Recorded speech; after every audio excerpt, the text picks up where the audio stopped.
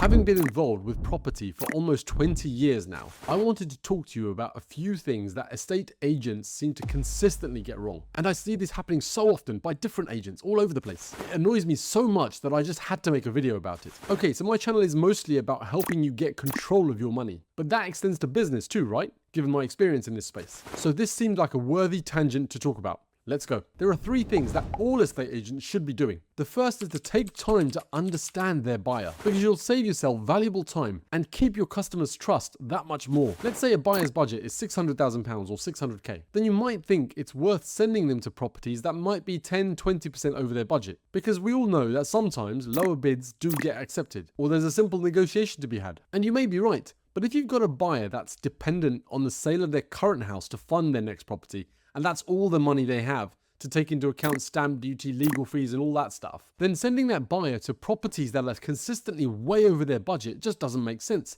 They're not going to be able to handle 10-20% over their budget, because the budget of that buyer is the property of their current house, which has a market value, which you already probably know about. And that's not even taking into account house moving costs like stamp duty, legals and all that stuff. By consistently sending sellers, those with much lower budgets that you're fully aware of because they've told you, you're simply wasting everyone's time. The sellers, the buyers, and yours. And you're also creating a vision in your customer's mind that you don't know what you're doing. Or worse still, that you're not listening. Now, it's not that important if you make this mistake just once or twice. But if you keep making this mistake, then don't expect to keep that customer's business for that much longer. Quite often, that goes for both proposing a property to them and for selling their current property on the other end of the transaction chain. All this really shows is that you treat clients like a number, rather than understanding their specific needs. I get that property is a commissions game, but if you've done the good talk, you've won the business, then show up after you've won that business as well. Otherwise, it just damages your credibility. The other thing estate agents a lot of the time get wrong is they don't provide good quality feedback to their sellers. When viewings are arranged, the actual sellers of the property, sometimes may be present and sometimes they may not. In any of these situations, it's vital to feed back to sellers on what prospective buyers have told you about the property, or what you've heard while showing them around. Do not assume that sellers will know about this feedback. When I listed my property a few years ago, I had 15 viewings on that property in that first week. 12 were as a result of an open day, and 3 were arranged at another time. On the open day, I was not present and the agent showed everyone around. I knew there were 12 viewings in the space of 2 or 3 hours, and the agent had told me that they only showed around qualified, pre-vetted buyers. So people who could afford the property and were in a good position to buy. So at the time, that put my mind at ease. Then after the viewings, there was no feedback from the agent for those prospective buyers who had been shown around. The agent simply said they'd chase up the viewings the next day and come back to us with any offers. Now from this open day, no offers were received. So naturally, I asked for feedback. Not receiving offers is one thing. The worst thing is no feedback was given. And actually thinking about it, I think 1 or 2 feedback points were given, but they were so generic, they were useless. Things like, oh, they didn't find it to their taste. Oh, it wasn't their style. That doesn't help anyone, and you may as well not have told me. Do you know what sellers think of you at this point? Of you as agents? That you did a good sales job to secure the contract on our property, but that you are probably two-faced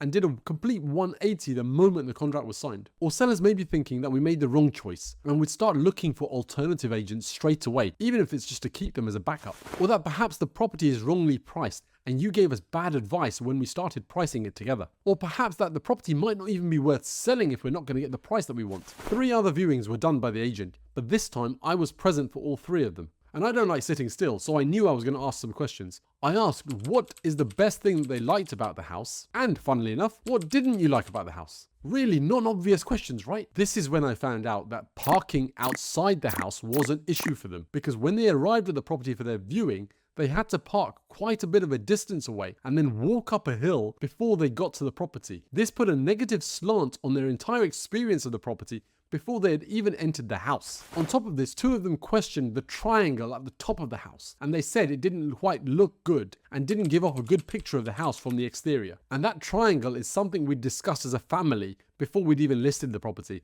We'd thought about potentially sorting it out before listing it, but I actually thought we could just take the price off. It's going to cost about £500 to sort out, so we could just take that price off any offers when we received them. But as it happened, this might have actually stopped us getting offers in the first place. It was only after these 3 viewings, and when the agent had heard this feedback from the viewers themselves, that he mentioned that others on the open day had mentioned similar things, like the parking situation and the triangle. If I had known this from the open day, I would have stopped all further viewings on a Saturday morning, because that is when the street is the busiest. There was no point showing the house if parking wasn't available close by on the street. I'd rather not have had those viewings at all. You have one chance, particularly in property, to make a first impression, and you don't want someone having parking problems when they come to visit your property for the first time. You don't want them entering the house with negative sentiment already within them. You want to show off your house in its best light. Then perhaps that parking might not be as much of an issue. As I said, I'd rather show viewers a property in its best light without them having preconceptions before even entering. Now this last one might seem like a bit of a cliche, but I'm going to say it anyway. Don't overpromise and underdeliver. Now you might be thinking this is a bit like the first one. And you're right, it is. But it goes a bit beyond that.